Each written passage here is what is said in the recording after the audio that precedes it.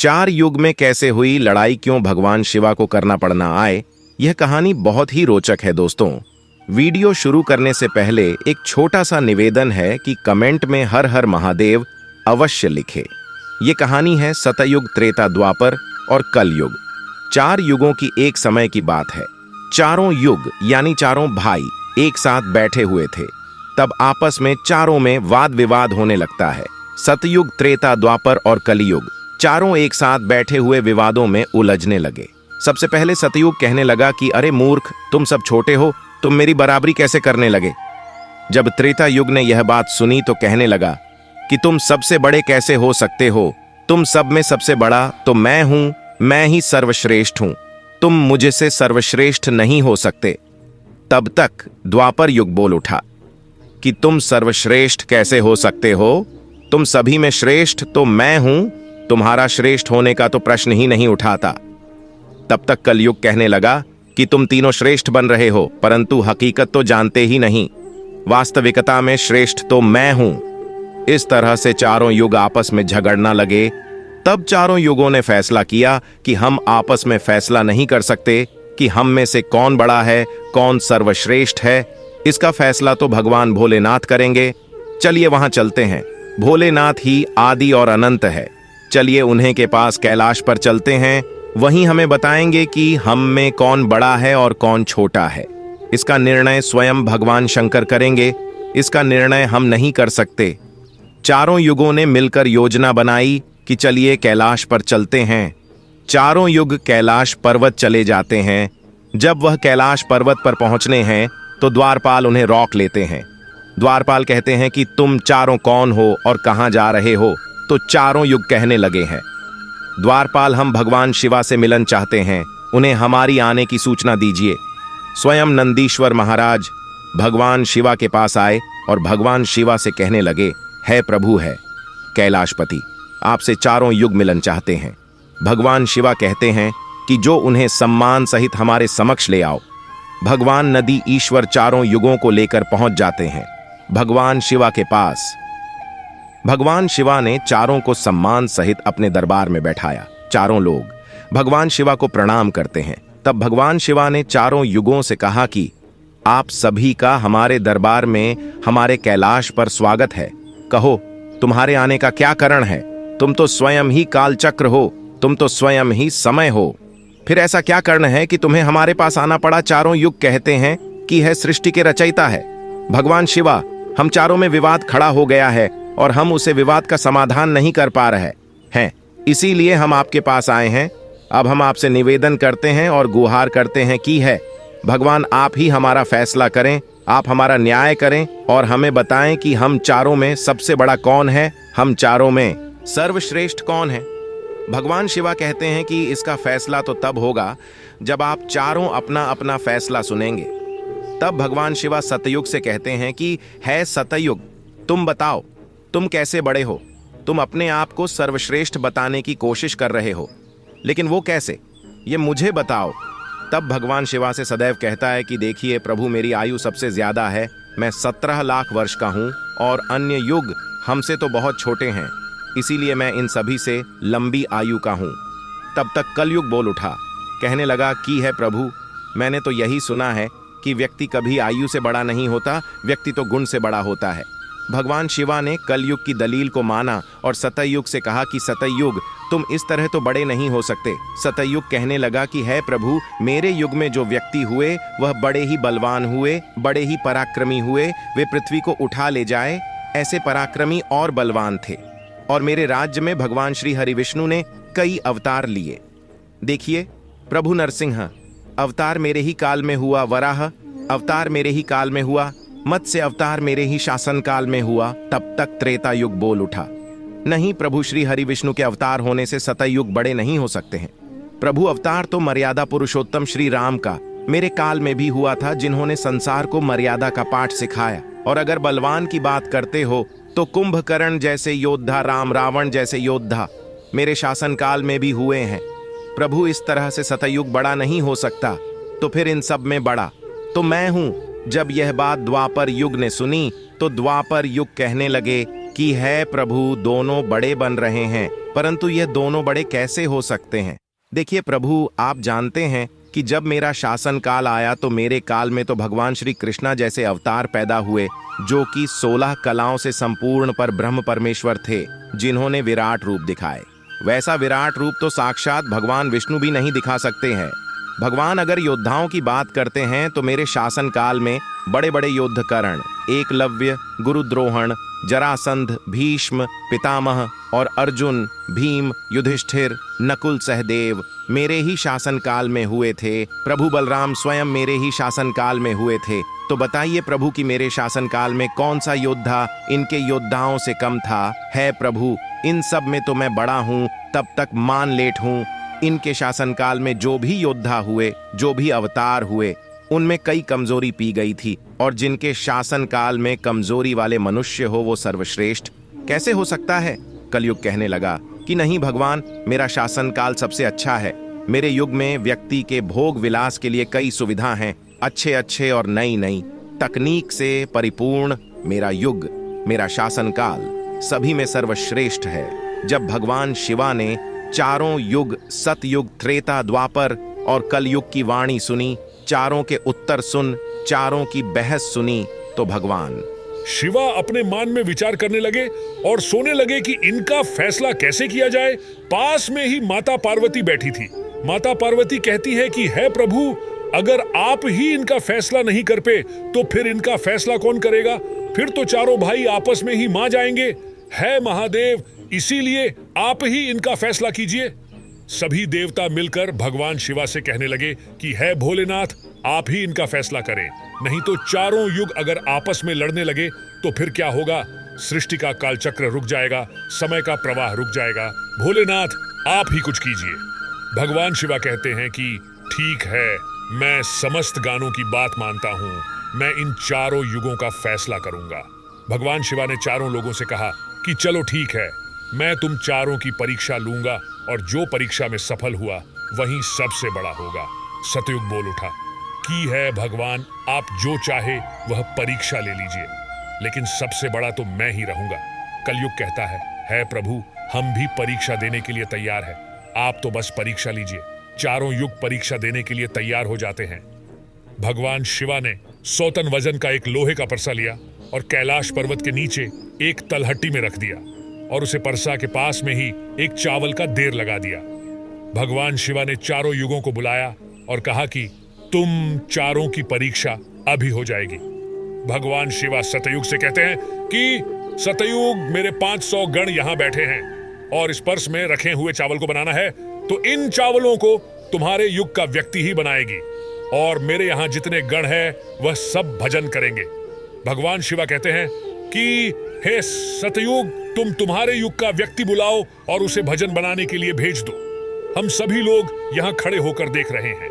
जब भगवान शिवा की बात सतयुग ने सुनी तो एक बहुत बड़ा बलवान योद्धा सतयुग ने बुलाया और कहा कि जो बेटे इस परसा में चावल बना और बना करके भगवान शिवा के इन सभी गानों को भजन करो। अपने महाराज का आदेश सुन करके सतयुग का आदमी चला है और वहां आकर के देखा है कि उसे परसे का भर 100 टन से ऊपर है, हजारों माह से ऊपर का बर्स है, पर वह तो सतयुग के युग का व्यक्ति था। वह बड़ा ही बलवान था। उसने एक बहुत बड़ी भट्टी, कौड़ी भट्टी खोदने के बाद पेड़ों को तोड़ करके लाया और उसने अग्नि जाली। अग्नि जलन के बाद बरसे को एक हाथ से उठाया और उठा करके भट्टी पर रख दिया और चावल उठाया और परसा में डाल दिया, पानी डाल दिया और चावल बना दिया। जब बहुत विशाल परसा में चावल बन गए तो उसे व्यक्ति ने, जो सतयुग का था, समस्त गानों को बैठाया, पत्तल दिया और चावलों से भजन कर दिया। अपना कार्य पूरा करके वह अपने मलिक सतयुग के पास आया और कहने लगा कि है प्रभु, मैं जा रहा हूं, अब मेरा कम हो गया है। भगवान विष्णु और अन्य लोग यह सब देख रहे थे। फिर भगवान शिवा त्रेता युग से कहते हैं कि हे त्रेता, तुम अपने युग के व्यक्ति को भेजो और यह बरसात जो रखा हुआ है इसे मैं अपनी माया से हटा देता हूं और इसी के समाज दूसरा वर्षा बना देता हूं। अब तुम अपने युग के व्यक्ति से इस चावल को बनवाओ और मेरे 500 गानों को भजन करवाओ। तो त्रेता युग ने कहा कि ठीक है प्रभु, जैसी आपकी आजा। त्रेता युग ने भी अपना एक महान योद्धा कुंभकर्ण जैसा बलवान प्रकट किया और उसको आदेश दिया कि जो तलहट्टी में नीचे हजारों टन का परसा रखा हुआ है, इसमें हजारों मंजू चावल रखा है, उसे बनाना है, पकाना है, और जब चावल पाक करके तैयार हो जैन तो इन 500 गानों को खाना खिलाना है। त्रेता युग का व्यक्ति भी बड़ा ही बलवान था। वह उसे परसे के पास आया, पास में एक भट्टी कोड़ी और उसे परसे को दोनों हाथों से उठाकर के भट्टी पर रख दिया और ऊपर से रखने के बाद अग्नि जाली और अग्नि जलाकर उसमें चावल डाला, पानी डाला, चावल पाक करके तैयार हो गए। त्रेता युग के व्यक्ति ने, जो भगवान शिवा के गण थे, उन सबको खाना खिलाया और भजन करने के बाद सभी गाना वापस कैलाश पर्वत पे ए गए। भगवान शिवा ने फिर अपनी शक्ति से उसे परसे को हटा दिया। अब भगवान शिवा द्वापर युग से कहते हैं कि द्वापर, ये दोनों युग अपनी अपनी परीक्षा दे चुके हैं, अब तुम्हारी बड़ी है। देखिए, इनता ही बड़ा परसा उसे तलती में दिखाई दे रहा है और हजारों मां चावल रखे हुए हैं और तुम्हें मेरे 1500 गानों को भजन करना है। द्वापर कहने लगा कि ठीक है प्रभु, आपकी जैसी इच्छा, मैं पूरा पर्यटन करूंगा कि मेरे युग का जो व्यक्ति है आपके सभी गानों को खाना मिला कर सके। वहां पर द्वापर युग ने भी एक भीम जैसे अवतार वाला बड़ा ही ताकतवर बलवान व्यक्ति को बना करके खड़ा कर दिया और उसे कहा कि जाइए देखिए, तलहटी में परसा रखा हुआ है, वहां रखें बरसे, मैं उसे चावल को बनाना है और बनाकर इन सभी गानों को भजन करना है। वह व्यक्ति कहता है कि ठीक है प्रभु, जैसी आपकी आज्ञा। द्वापर युग का व्यक्ति चला जाता है। वह देखा है कि परसा आकर में बड़ा है, उठाने में ताकत लगानी पड़ेगी। उसने भट्टी कोड़ी और लड़कियों की व्यवस्था की और उसे परसे को दोनों हाथों से उठाया, क्योंकि उसे सतयुग और त्रेता युग के व्यक्ति आराम से उठा सकते थे, लेकिन उसे बहुत ताकत लगानी पड़ी। पूरी ताकत लगाकर उसने उसे परसे को उठाया और उठा करके जैसे तैसे खींचकर नीचे अग्नि जाली और उसमें चावल डाल दिए और जब चावल पाक गए तो भगवान शिवा के उन सभी गानों को भजन कराया। खाना खिलौने के बाद वह द्वापर युग का व्यक्ति अपने मलिक के पास आता है और कहता है कि प्रभु, मैंने अपना कम कर दिया। वहां पर द्वापर युग उससे बहुत खुश हुआ और कहा शाबाश, अब तुम जा सकते हो। अब भगवान शिवा कहते हैं कि है कलयुग अब तुम्हारी बड़ी है। जो परसा तुम देख रहे हो उसका वजन कम नहीं होगा, उसका वजन उतना ही रहेगा, हजारों टन। लेकिन जब तुम्हें परीक्षा देनी है तुम मानने को तैयार नहीं थे कि तुम सबसे छोटे हो, लेकिन तुमने तो माना नहीं। तुम्हारे आदमी की आयु भी मंत्र 100 वर्ष है, जबकि अन्य लोगों की आयु बहुत अधिक होती है। सतयुग के मनुष्य की आयु 1,00,000 वर्ष होती थी, त्रेता युग में 10,000 वर्ष होती थी और द्वापर युग में 1,000 वर्ष होती थी।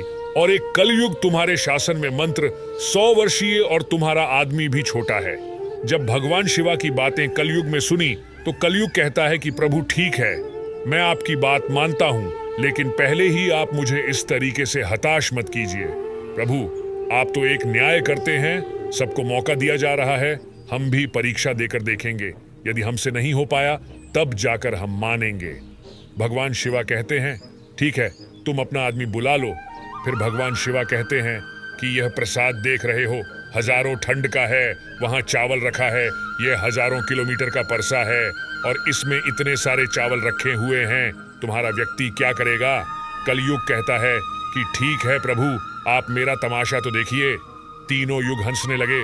भगवान शिवा भी उसकी बात को सुनकर अचंभित थे। भगवान शिवा सोच रहे थे कि क्या कलयुग का व्यक्ति इतने हजारों की लौटन के पर्स को उठा पाएगा। कलयुग ने बड़े ही बुद्धिमान व्यक्ति को पैदा किया, बड़ा ही तीव्र व्यक्ति था, बहुत ज्यादा सोने वाला व्यक्ति था, सभी गुना से संपन्न व्यक्ति को कलयुग में पैदा किया और पैदा करके व्यक्ति से कहा कि बेटे, तुम्हें अपनी शक्ति दिखानी है, परीक्षा का समय है, यदि तुम इसमें असफल हो गए तो मैं सबसे छोटा हो जाऊंगा। वह व्यक्ति अपने महाराज से कहता है कि महाराज, आप इसे एक वर्षा की बात करते हैं, ऐसे हजारों वर्षा हमारे सामने हो तो भी परेशानी नहीं है। जब उसे व्यक्ति की बात को तीनों लोगों ने सुना तो वह हंसने लगे।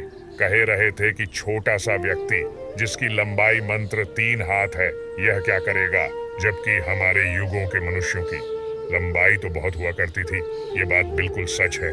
सतयुग के लोगों की लंबाई 21 हाथ और त्रेता युग के व्यक्ति की लंबाई 14 हाथ और द्वापर युग के व्यक्ति की लंबाई 7 हाथ थी और कलयुग के व्यक्ति की लंबाई लगभग 3 हाथ होती है। कलयुग कहता है कि आप बस देखते रहिए, मैंने लड़के को भेज दिया है। कलयुग का आदेश प्रकार के वह कलयुग का तीव्र बुद्धि वाला व्यक्ति उसे तलती में आया। तलहट्टी में आकर उसने देखा कि पर्स का वजन तो बड़ा ही विशाल है, मैं इसे उठा नहीं पाऊंगा। तो उसे व्यक्ति ने दिमाग लगाया, उसे पर्स के नीचे मिट्टी खोदना शुरू कर दिया। परसा तो उसने हिलाया भी नहीं और उसके नीचे भट्टी खोद कर तैयार कर दी। लड़कियों की व्यवस्था करने में उसे तब थोड़ा सा भी समय नहीं लगा, क्योंकि लड़कियां वहीं राखी हुई थी। उसने उन लड़कियों को उठा लिया और उसे भट्टी में आज जल्दी बरसे में चावल डाला, पानी डाला और बस कुछ ही समय में चावल पकड़ के तैयार हो गए। वह कलयुग का व्यक्ति कितना दिमाग वाला था, उसने कुछ भी नहीं किया। परस के नीचे भट्टी कोड़ी और उसमें आज जल्दी चावल को डाल दिया और चावल में पानी डाला और चावल पाक भी गया। जब चावल पाक गए तो भगवान शिवा के गानों को एक कतर में बैठा दिया। उन गानों से कहा कि आप मेरा साथ दें और आप इस चावल को आपस में परोस दीजिए। भगवान शिवा के कर विशाल गण चलते हैं और उन चावलों को बाल्टियों में भर भर के सभी गानों को परोस दिया। तब कलयुग कहता है कि अब आप सब भजन कर सकते हैं। भगवान शिवा के सभी गण खुशी खुशी भजन करते हैं। कलयुग के मनुष्य ने उनकर शेष बच्चे गानों को भी भजन कराया। भजन करने के बाद उसे पर्स को साफ किया और परसा वहीं छोड़ दिया और उसका कम पूरा हो गया। वो अपने महाराज कलयुग के पास आया और आकर के कलयुग से कहा कि है प्रभु, मैंने आपका कम कर दिया है। कलयुग बहुत खुश था, कहने लगा शाबाश, आपने मेरी लॉज रख ली, आपने मेरी परीक्षा पास कर ली। भगवान शिवा और तीनों युग देखकर अचंभित रहे भगवान शिवा। अब आप निर्णय कीजिए कि हम में से बड़ा कौन है। भगवान शिवा मान में विचार करने लगे और सोच करके जवाब दिया। भगवान शिवा कहते हैं कि मैंने तुम चारों की परीक्षा अच्छी। जब सत्ययुग का व्यक्ति आया तो उसने अपनी ताकत लगे और ताकत लगाकर पर्स को उठाकर के अग्नि पे रख दिया और स्वयं ने ही मेरे सभी गानों को चावल परोसा। जब त्रेता युग की बड़ी आई तो उसे व्यक्ति ने भी बिल्कुल ऐसा ही किया। परसे को उठाया, भट्टी पर रखा, उसमें चावल डाला, पानी डाला और उसे पकाया और सबको खिलाया।